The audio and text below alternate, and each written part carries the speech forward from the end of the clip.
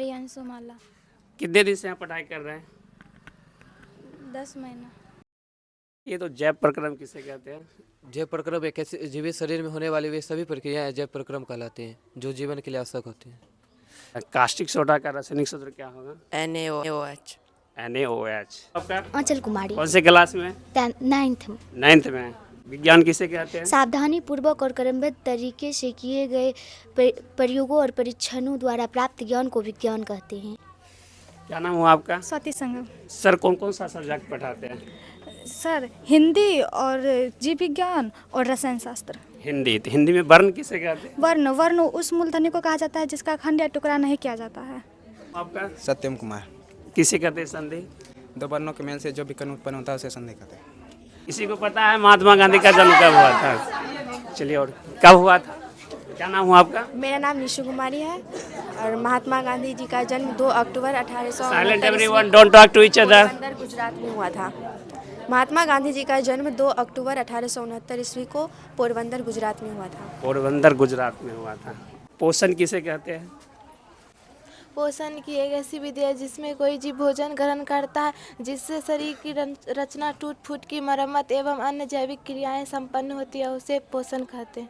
अगर कोई वस्तु क्या नाम है आपका? स्वाति संगम। हाँ। अगर कोई वस्तु विरामावस्था में है तो विरामावस्था ही में रहेगा जब तक उस पर कोई बाह्य बल नहीं लगेगा। विटामिन ए की कमी से कौन सा रोग होता है? रतौनी। हम सब्जेक्ट पढ़ाते हैं 11-12 के लिए केमिस्ट्री पढ़ाते हैं और 9-10 के लिए ऑल सब्जेक्ट पढ़ा लेते हैं। अच्छा, 11-12 भी चलता है? जी जी। तो अभी यहाँ जो 9-10 के बच्चे हैं, कितने लगभग कितना बैच यहाँ चलता है 9-10 का? 9-10 का यहाँ 2 बैच चलता है। जी जी, क्रैश कोर्स यहाँ हम करवाते हैं। उसका टाइमिंग है 2 बजे से। बच्चे को स्पेशल फ़ी नहीं लेते हैं। जो बच्चे फ़ी पहले से दे रहे हैं उसी फ़ी में हम लोग एक्स्ट्रा समय दे के क्रैश कोर्स करवाते हैं जिससे बच्चे को आसानी हो और वो अच्छे अंक ला पाए। इन लोगों का टेस्ट जो है चालू हो गया और 3 मंथ का टेस्ट लगातार प्रत्येक दिन टेस्ट रहता है, यानी 90 टेस्ट होता है और 90 टेस्ट स्टूडेंट लेता है और 25 टेस्ट जो होता है सो हम लोग लेते हैं। तो यहाँ पे हम एक व्यवस्था देते हैं कि जो कमज़ोर बच्चे हैं या जिनका गार्जियन कमज़ोर है, रुपया पैसा नहीं, आर्थिक रूप से कमज़ोर हैं, वैसे बच्चे को कम फी में भी पढ़ाते हैं और जो सक्षम नहीं है देने में वैसे बच्चे को फ्री ऑफ कॉस्ट भी पढ़ाते हैं, उसे कोई रुपया भी नहीं लगता है। मतलब 10th की बच्चा आपके यहाँ से कितने बच्चे थे? जब मैं फर्स्ट बार यहाँ पढ़ा रहा था तो मेरे पास मात्र 16 बच्चा था। उसमें से कितने बच्चे फर्स्ट डिवीजन आए? उसमें से 15 बच्चा फर्स्ट अच्छा, डिवीजन। 16 में से 15 बच्चा आ जी, गया। 15 बच्चा फर्स्ट डिवीजन है जिसमें हाईएस्ट नंबर 436 नंबर रहा। जी नमस्कार, आप देख रहे थे आवर न्यूज़। अभी हमारी मौजूदगी भगवानपुर प्रखंड के सूर्यपुरा गांव में स्थित, आप देख सकते हैं कि मेरे पीछे SK टीचिंग अड्डा यानी एक कंप्यूटर साइंस से arts and coaching 4 9 to 10 plus PSC and CBSE यानी 10th एंड 12th का स्पेशल बैच यहाँ पढ़ाई होता है। जो 9th और 10th, फिलहाल तो अभी 9th और 10th के साथ यहाँ अंदर में बच्चे हैं, उनसे भी जानने का प्रयास करते हैं कि 9th और 10th यहाँ जो सर डायरेक्टर जो कृष्णा सर हैं वो कैसे पढ़ाते हैं और यहाँ पे कितने टीचर के द्वारा जो 9th और 10th को पढ़ाया जाता है और भी कुछ है उनसे हम जानने का प्रयास करते हैं। आइए थोड़ा बच्चा से जो स्टूडेंट यहाँ पढ़ाई कर रहे हैं, कितने दिन से कर रहे हैं और उनसे हम बात करने का प्रयास करते हैं। यहाँ जो है 9th और 10th यानी इस साइड 10th क्लास है क्या बैठे हुए हैं और इस साइड जो 9th के बच्चे बैठे हुए हैं। तो पहले 9th के बच्चे से यानी 10th के बच्चे से कुछ सवाल पूछते हैं, कितने दिनों से यहाँ पढ़ाई कर रहे हैं और जो यहाँ डायरेक्टर कृष्णा सर है इनके द्वारा पढ़ाया जाता है और भी कोई टीचर है उनके द्वारा भी पढ़ाया जाता है। क्या नाम हुआ आपका? कुमारी अंशुमाला। कितने दिन से यहाँ पढ़ाई कर रहे हैं? 10 महीना। और यहाँ कौन कौन सा पढ़ाई होता है यहाँ पे? विज्ञान, सामाजिक विज्ञान, हिंदी, मैथ। कितने घंटा का क्लास चलता है? सुबह 2 घंटा और शाम में भी। अच्छा, 2 टाइम। तो चलिए और भी बच्चे इनसे भी जानने का प्रयास करते हैं। क्या नाम हुआ आपका? रूमा कुमारी। रूमा कुमारी। आप कितने दिन से पढ़ाई कर रहे हैं? 2 साल से। 2 साल से? हाँ। यानी अभी कौन से क्लास में आप? 10th में। 10th में यानी 9th भी यहीं पढ़ाई की है? हाँ। चलिए और भी पीछे बच्चे इनसे भी जानने का प्रयास करते आएंगे। क्या नाम हुआ आपका? मेरा नाम हर्ष कुमार है। कितने दिन से पढ़ाई कर रहे हैं? 1.5 साल। 1.5 साल से? Yes sir. बताइए तो जैव प्रक्रम किसे कहते हैं? जैव प्रक्रम एक ऐसे जीवित शरीर में होने वाली वे सभी प्रक्रियाएं जैव प्रक्रम कहलाती हैं जो जीवन के लिए आवश्यक होती हैं। सर यहाँ जो पढ़ाते हैं कैसे पढ़ाते हैं? सर पढ़ाते समय डाउट के साथ डाउट भी क्लियर कर देते हैं। स्कूल भी जाते हैं पढ़ने के लिए? कभी कभी जाते हैं। कभी कभी स्कूल जाते हैं। क्या नाम हुआ आपका? कन्हैया कन्हैया कुमार। आप कितने दिन से पढ़ाई कर रहे हैं? 10 मंथ। 10 मंथ से। सर का पढ़ाने का शैली क्या है, तरीका क्या है? अच्छा है। अच्छा, जो पढ़ाते हैं वो समझ में आता हाँ है? सब समझ। सारे समझ में आता है।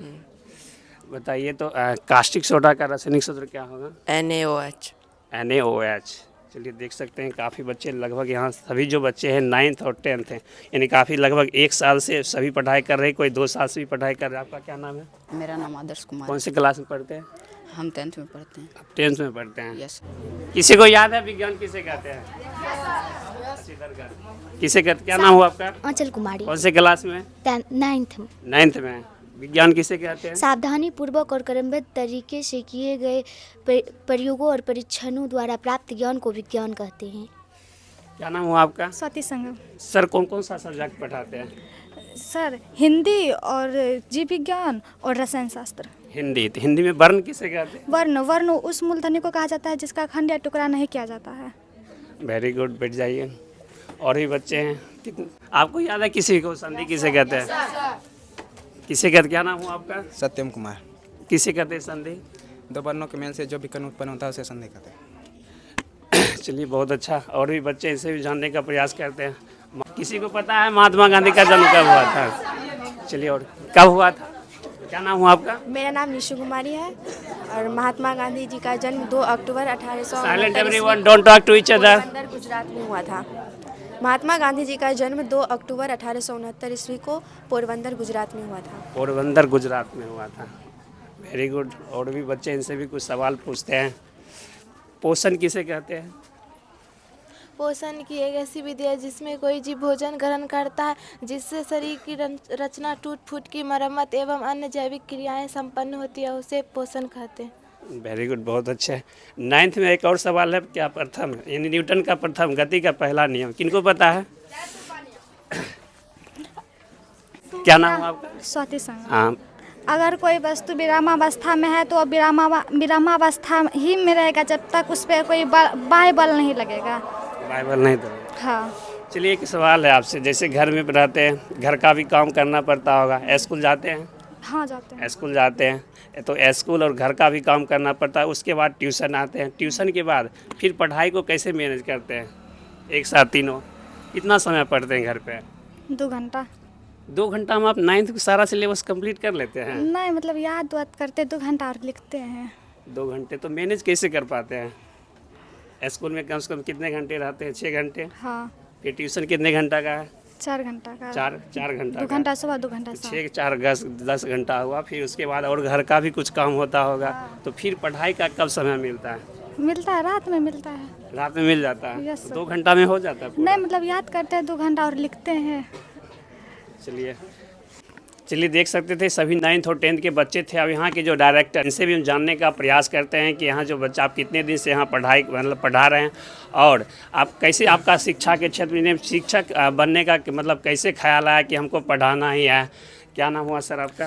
मेरा नाम कृष्णा कुमार हुआ। सर कितने दिन से मतलब पढ़ा रहे हैं आप? हम तो करीब 5 साल से पढ़ा रहे हैं, लेकिन यहाँ मैं 2 साल से पढ़ा रहा हूँ। और भी कहीं पढ़ाते थे? इससे पहले मैं सिंघिया घाट में पढ़ाता था। सिंघिया घाट में? वहाँ कितना दिन पढ़ा है? वहाँ करीब करीब 3 साल पढ़ाए हैं। 3 साल? जी। तो कौन सा सब्जेक्ट आप पढ़ाते हैं?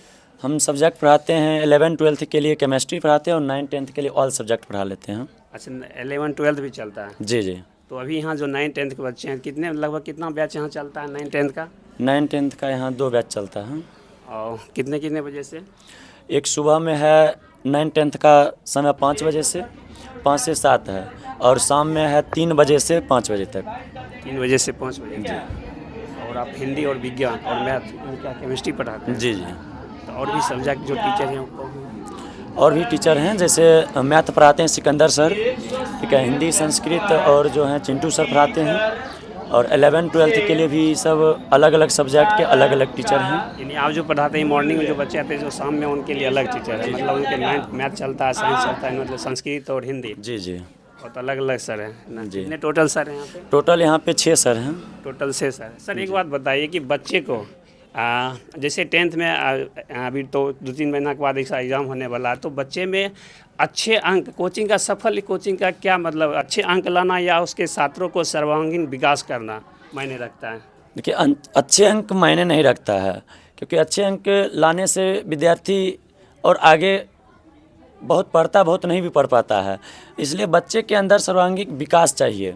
अगर वो विकास बच्चे के अंदर हो जाता है तो आगे बहुत कुछ कर सकता है। ठीक है, सिर्फ नंबर लाने से कुछ भी नहीं होता है।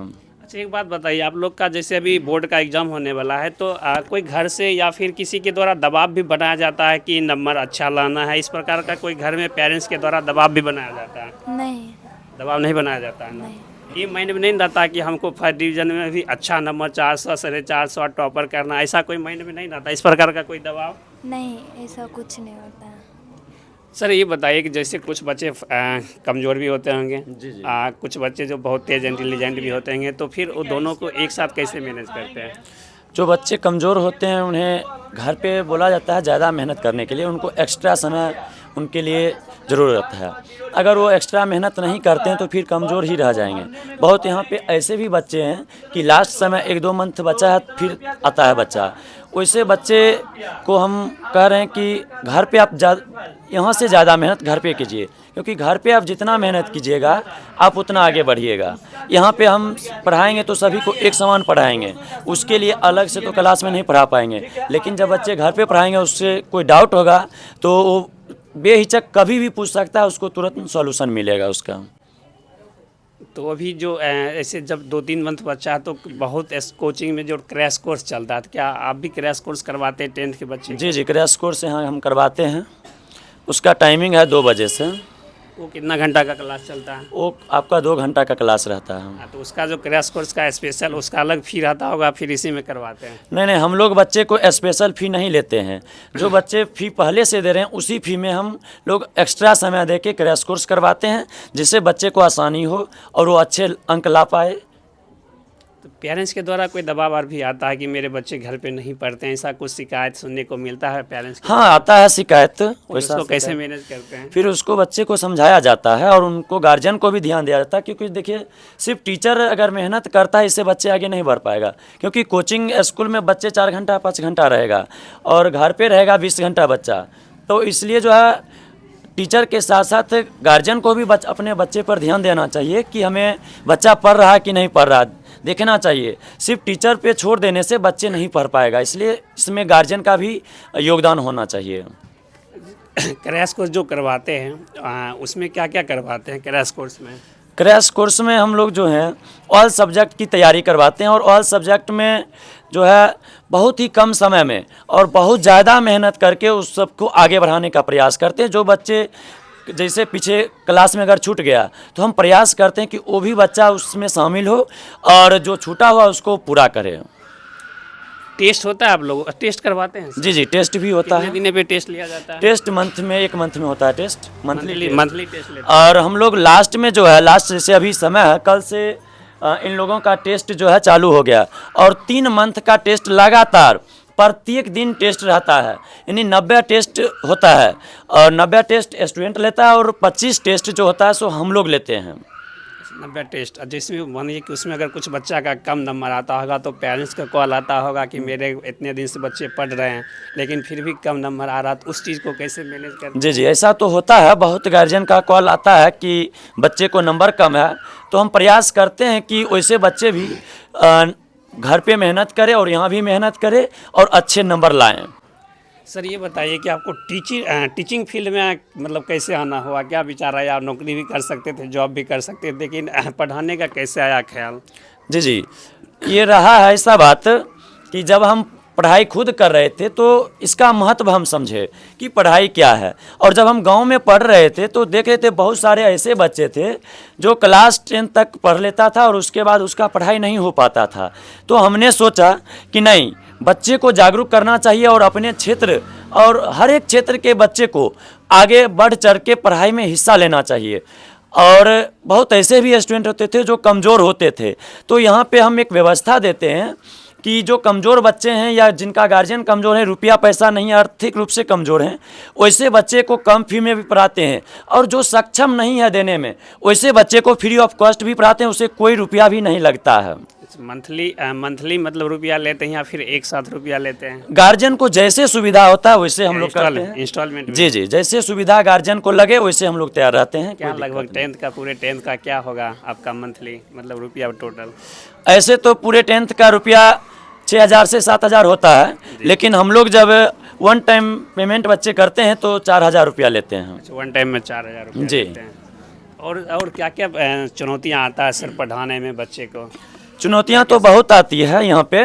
जी। जैसे बहुत सारे ऐसे भी बच्चे होते हैं जो पढ़ लेते हैं, फिर 1-2 मंथ के बाद कहते हैं सर मेरे पास रुपया नहीं पढ़ पाएंगे।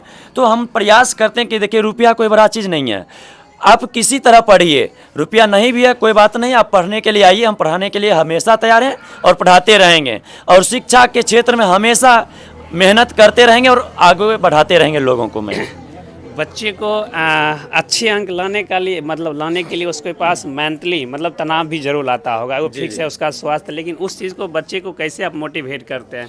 देखिए बच्चे को अच्छे अंक लाने के लिए तनाव तो रहता है, अगर तनाव में बच्चा पढ़ेगा तो फिर वो पढ़ नहीं पाएगा। इसलिए हम लोग बच्चे को कहते हैं कि बिल्कुल फ्री माइंड से पढ़िए, ठीक है, और जी जान से मेहनत कीजिए, जी जान लगा दीजिए।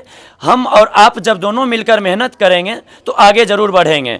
और एक अच्छे नंबर लाने के लिए एक उसका जो है एक स्थान होता है, एक समय होता है। अगर समय से मेहनत नहीं किया जाएगा तो वो अच्छे अंक नहीं ला पाएंगे। हम अगर टीचर हैं तो मेरे अंदर वो क्षमता नहीं कि हम बच्चे को अच्छे नंबर दिला सकते हैं, ठीक है। इसलिए अच्छे अंक लाने के लिए इसमें बच्चे का मेहनत होता है। टीचर एक जो है रास्ता दिखाने वाले होते हैं और रास्ता पे चलने वाले स्टूडेंट होते हैं। इसलिए हम बच्चे को अच्छे अंक लाने के लिए रास्ता दिखाते हैं और उस पर बच्चे खुद चलते हैं। सर जब 10th का जब एग्ज़ाम चल रहा होता है, एग्ज़ाम के बाद जब रिजल्ट आते हैं तो कुछ बच्चे जो थर्ड डिवीज़न, कुछ थर्ड भी होते हैं, फर्स्ट भी होते हैं। चलिए फर्स्ट तो हो गए, सेकंड भी हो गया, लेकिन जो थर्ड बच्चे आते हैं उनका पेरेंट्स के भी कॉल आता होगा, बच्चे भी डिप्रेशन में चल जाते होंगे कि हम इतने दिन 1 साल से मेहनत कर रहे थे, 2 साल से 9th-10th पर, लेकिन फिर भी हम थर्ड डिवीज़न आ गए या फेल हो गए। तो फिर उस चीज़ को आप कैसे सामना करते हैं, उसको कैसे फेस करते हैं? जब ऐसा परेशानियां आती है तो हम बच्चे और गार्जियन दोनों लोगों को बुलाते हैं, ठीक है, और दोनों लोगों को हम बैठा करके और उनको जो मेरे पढ़ाने का तरीका या जो हम पढ़ाए हैं या जो एग्ज़ाम में क्वेश्चन पूछा गया है हम मिलाते हैं और उनको दिखाते हैं कि देखिए हमने जो पढ़ाया आपके एग्ज़ाम में पूछा गया है क्वेश्चन, अगर नहीं पूछा गया सो बताइए। इस चीज़ को तो हम मैनेज करने के लिए हम बच्चे और गार्जियन दोनों को बुलाते हैं और जो हमने जो पढ़ाया उसको दिखाते हैं कि देखिए हमने तो आपके बच्चे को पढ़ाया है, ठीक है। अगर बच्चा नहीं पढ़ा है तो इसमें हम क्या कर सकते हैं। इसलिए हम जो पढ़ाते हैं प्रयास करते हैं कि बच्चे पढ़े और साथ ही साथ इसमें हम चाहते हैं कि जो गार्जियन होते हैं वो भी इसमें अपना भूमिका निभाएं कि हाँ सर जो पढ़ाए हैं वो बच्चे पढ़े हैं कि नहीं, या फिर कॉपी चेक कीजिए आप बच्चे को कि सर क्या पढ़ाएं आज और क्या बच्चा पढ़ा है। इसमें सही बात है कि टीचर जो होते हैं वो बच्चे से काफ़ी मेहनत करना पड़ता है उनको कि हम कैसे पढ़ाएंगे कि बच्चे को आसानी से भी समझ में आ जाए। लेकिन उसके बावजूद अगर फेल हो जाते हैं, अच्छे अंक आते हैं, चलिए खुशी भी उतना ही होती है, लेकिन फेल होने के बाद अंदर से दुख होता है। हमने 1 साल बच्चे के ऊपर मेहनत किया लेकिन फेल हो गई तो काफ़ी अंदर से आप भी टूटते होंगे फिर? जी बिल्कुल टूटते हैं। जब बच्चे फेल होते हैं तो बड़ी कष्ट होता है और बच्चे को भी कष्ट होता है, कारण 1 साल का मेहनत उसका बर्बाद हो जाता है, ठीक है। लेकिन फिर प्रयास करते हैं क्योंकि फेल होने से ये नहीं है कि जो पढ़ना नहीं है, हम लोग बच्चे को फिर मोटिवेट करते हैं और कहते हैं कि आप फिर से पढ़िए। प्रयास करने के बाद ही फेल और पास होता है, अगर प्रयास नहीं कीजिएगा तो फेल और पास नहीं कर पाइएगा। 9th और 10th जो बच्चे खास करके अभी 2-3 महीना के बाद एग्ज़ाम बोर्ड का होने वाला, तो ऐसे बच्चे को आप क्या संदेश दीजिएगा जो यहाँ पढ़ रहे हैं वो भी और जो नहीं भी पढ़ रहे हैं उनके लिए क्या संदेश दीजिएगा? जी हम उनके लिए संदेश यही देना चाहते हैं कि आप जी जान से पढ़िए, आपके पास अब समय बहुत ही कम है, ठीक है। और जहाँ पे जो परेशानी लगे, चाहे बच्चा यहाँ पढ़े या नहीं पढ़े और यहाँ जो पढ़ रहे भी हैं, हम सभी के लिए हमेशा खड़ा है। जब भी कोई परेशानी हो हम हमेशा उसके लिए तत्पर रहते हैं। और हम लोग एक चीज़ और भी करते हैं कि बच्चे को जो है जब समय नज़दीक होता है एग्ज़ाम को तो रात में 11-12 बजे रात तक हम बच्चे को चेक भी करते हैं कि कौन बच्चा पढ़ा या नहीं पढ़ रहा है। इसके लिए भी हम लोग लगातार इस पर काम करते हैं। अच्छा, कुछ बच्चे होते होंगे जो 2-3 दिन अब्सेंट कर जाते होंगे, फिर क्योंकि 10th है, ये तो 5, 6, 7, 8 नहीं है कि मैनेज कर लेंगे। 10th में एक दिन नहीं आने का मतलब बहुत सारा समस्या, वैसा टॉपिक छूट गया मानिए उसी से कुछ क्वेश्चन पूछ दिया जाएगा, तो फिर उस चीज़ को कैसे मैनेज करते हैं? जो बच्चे एब्सेंट करते हैं सबसे पहले तो हम उनको गार्जियन से बात करते हैं कि देखिए आपका बच्चा एब्सेंट कर रहा है, ठीक है, और उनको आने के लिए हम बोलते हैं। और जो बच्चे एब्सेंट कर देते हैं या उनका कुछ पढ़ाई छूट जाता है तो उन्हें हम दूसरे बच्चों से फिर पूरा भी करवा देते हैं कि आगे उसको परीक्षा में परेशानी ना हो। पढ़ाई में मन लगता है ना आप लोगों को? सर जो पढ़ाते हैं वो समझ में आता है ना सभी को? सबको आता है ना? किसी प्रकार का डाउट भी रहता है? नहीं ना रहता है। चलिए आप लोग से भी एक ही है कि देखिए 9th और 10th, यानी 10th में जब नंबर कम आता है तो देखिए नंबर अगर मानिए 450 भी आ जाएगा तो वो आपको मतलब मुश्किल से 1 महीना 2 महीना जो समाज में लोग रहते हैं वो आपको नंबर को याद रखेंगे। लेकिन इससे क्या होगा, फिर अगले साल दूसरा टॉपर बनेंगे, तो इससे कोई घबराने वाली बात है नहीं कि मेरे पास नंबर कम आएगा। लेकिन लाइफ में आप लोग तभी सफल होइएगा जब आप लोग यानी इंटर यानी ग्रेजुएशन के बाद जब तक आप जॉब नहीं लीजिएगा, आपका 10th और इंटर भले आप टॉपर हो जाइएगा, स्टेट टॉपर हो जाइएगा, बिहार में सबसे अच्छा नंबर ले आइएगा, लेकिन वो कभी याद नहीं रखा जाएगा। जब तक कि लाइफ में आप लोग सफल नहीं होइएगा तब तक आपको वो टॉपर मायने नहीं रखता, ठीक है। तो आप लोग ये नहीं कि हमको अच्छा नंबर लाना इसलिए नहीं, आपको इस तरह से पढ़ना है कि हमें आगे 9th और 10th क्योंकि काफ़ी मायने रखता है। इंटर और 12th जब आप जाइएगा ग्रेजुएशन या कंपटीशन का तैयारी करिएगा तो 9th 10th काफ़ी मायने रखता है। तो आप लोग उसके लिए पढ़िए कि हमको लाइफ में एक ही गोल रहना चाहिए कि हमें नौकरी लेना है। जिस चीज़ के लिए पढ़ रहे हैं हमको नौकरी लेना है, और 9th और 10th नंबर कम है इससे किसी को घबराना नहीं है, ठीक है। ये सब आपको कुछ ही दिन लोग समाज में कुछ कहेंगे चलो नंबर, लेकिन समाज क्या कहता है उस पर भी आपको उसके बारे में नहीं सोचना। पढ़ाई आप कर रहे हैं कि समाज कर रहा है? हम लोग नंबर तो ठीक, आपका गोल होगा ना कि हमें ये करना। चलिए 10th के बाद, चलिए 10th के बाद क्या आपका क्या गोल है? आप लोग का 10th के बाद क्या गोल है? क्या चीज़ का तैयारी करिएगा? कौन सा सब्जेक्ट लीजिएगा 10th के बाद?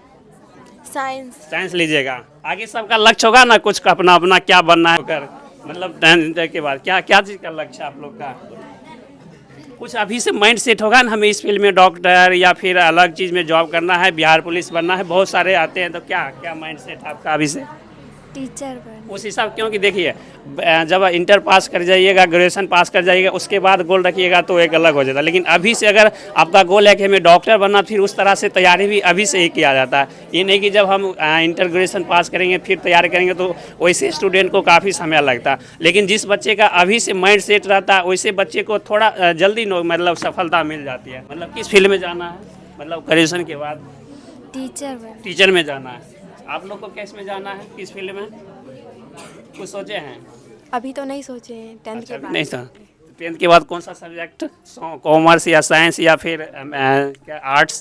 पहले 10th तो पास करेंगे तभी ना हम बता पाएंगे। मतलब आप खुद में कॉन्फिडेंस नहीं है कि हम 10th पास करें? कॉन्फिडेंस है, लेकिन ये थोड़ी ना कि अभी हम सोच ले कि हम साइंस लेंगे। 10th में है ना आप? तो अच्छा अभी से आप नहीं सोच रखे हैं कि हमें साइंस लेना, आर्ट लेना या कॉमर्स लेना है? नहीं, अभी तो हम नहीं सोचे। इस चीज़ को अभी से सोचना चाहिए। लेकिन आप नहीं, अभी नहीं सोच रखे कौन सा सब्जेक्ट लेंगे, ये भी नहीं सोच रखे हैं। 11th में कौन सा सब्जेक्ट लेना है नहीं सोच रखे हैं। नो। ये सब सोच के रखना चाहिए। सेठ हमें इस फील्ड में जाना है। डॉक्टर या तो डॉक्टर के लिए काफ़ी अच्छे से मेहनत भी करना पड़ेगा। डॉक्टर देख सकते थे कि हमारी मौजूदगी अभी पूरा यानी SK कोचिंग सेंटर में देख सकते थे, यहाँ पर डायरेक्टर कृष्णा सर थे। उन्होंने बताया कि काफ़ी सर का अभी आपको एज तो ऐसे कम देखने को मिलता होगा, लेकिन सर काफ़ी 5 साल से ऊपर से पढ़ाते हैं। और 9th और 10th अगर आप लोग भी तैयारी करना चाहते हैं 9th 10th, अगर आप सिरपुरा के आसपास से हैं, गारा, बदिया, नवला, किरतपुर, बिशनपुर, ईसापुर, तो एक बार आप ज़रूर विजिट करें। काफ़ी अच्छे से आपको इंग्लिश और हिंदी मीडियम दोनों 9th 10th की यहाँ पे पढ़ाई होती है। SK टीचिंग अड्डा, यहाँ रुपया के लिए रुपया भी बहुत कम ही फी लगता है अगर आप अदर जगह जाते होंगे। सर एक चीज़ बताइए, जो मेरे चैनल के माध्यम से अगर कोई स्टूडेंट आते हैं वैसे स्टूडेंट को कुछ छूट मिल सकता है? जी बिल्कुल छूट मिलेगी। चलिए अगर आप इस द आवर न्यूज़ की तरफ से भी आते हैं, जो सर का फ़ी होगा उसमें से अगर कुछ डिस्काउंट आप बोलिएगा तो बिल्कुल मिल जाएगा। और काफ़ी अच्छे मतलब पढ़ाते सर। पहला बार एक सर और सब्जेक्ट है जो पहले बार जब 10th की बच्चा आपके यहाँ से कितने बच्चे थे? जब मैं फर्स्ट बार यहाँ पढ़ा रहा था तो मेरे पास मात्र 16 बच्चा था। उसमें से कितने बच्चे फर्स्ट डिवीजन आए? उसमें से 15 बच्चा फर्स्ट डिवीजन। 16 में से 15 बच्चा आ जी गया। 15 बच्चा फर्स्ट डिवीजन है, जिसमें हाईएस्ट नंबर 436 नंबर रहा। अभी तक आपके यहाँ के सबसे हाईएस्ट नंबर कितना गया 5 साल में? यहाँ सबसे हाईएस्ट नंबर 467 हुआ है। 467 जी। देख सकते हैं कि ऐसा नहीं कि नंबर भी कम आता है। अगर आप काफ़ी अच्छे से अलग अलग टीचर हैं, अलग अलग सब्जेक्ट का अलग अलग टीचर हैं, ऐसा नहीं कि एक ही ऑल सब्जेक्ट एक ही टीचर पढ़ाते हैं। तो आप 9th 10th को और अच्छे से आप भी चाहते हैं कि हम समाज में गांव में नाम रोशन करें, अच्छे अंक लाकर, तो एक बार आप ज़रूर विजिट करें एसके टीचिंग अड्डा। और बहुत ही कम फी में बेहतरीन आपको पढ़ाई मिलेगा। 9th और 10th बेहतरीन। और 11 12 का बैच कब से चलता है? 11 12 का बैच 9 बजे से चलता है। 9 बजे से कितने? 9 बजे से 2 एक बैच है या 2 बजे? एक बैच है या 2? दोनों बैच 9 बजे से ही चलता है। 9 इन 11 12 का भी बैच यहाँ चलता हो जो 9 बजे से 2 बजे तक चलता है। तो आपको 9 10 की तैयारी करना है या फिर 11th और 12th अगर आपके पास मानिए कि फाइनेंशियल अकाउंट के कारण आप बेगूसराय नहीं जा पाते हैं, तो ऐसे बेगूसराय जाइएगा तो भैया वहाँ 4,000 एक सब्जेक्ट का 4,000 5,000 रुपये लगता है। सिर्फ अगर मैथ पढ़िएगा उसका, इंग्लिश पढ़िएगा उसका 4,000, तो काफ़ी फिर आपको रूम रेंट देना पड़ेगा, तो काफ़ी उसमें रुपया खर्चा होता है। अगर आप 1 साल वहाँ रहते हैं, 2 साल, तो काफ़ी आपको 1 लाख तक जाना पड़ेगा। लेकिन गांव में रहकर भी आप 9th 11th और 12th का बहुत ही कम फी में अदर टीचर, मतलब हर से एक सब्जेक्ट का अलग अलग टीचर हैं, उनके द्वारा आप पढ़ाई यहाँ पर पढ़ सकते हैं। तो एक बार आप आसपास के जो भी पूरा यानी गारा, नौला, बिशनपुर, संजात और इधर से जो गारा, बदिया, मखबा हो गए, तो आप एक बार ज़रूर विजिट करें। और यही एसके टीचिंग अड्डा। तो मेरा प्रयास कैसा लगा आप कमेंट करके ज़रूर बताइएगा। जय हिंद।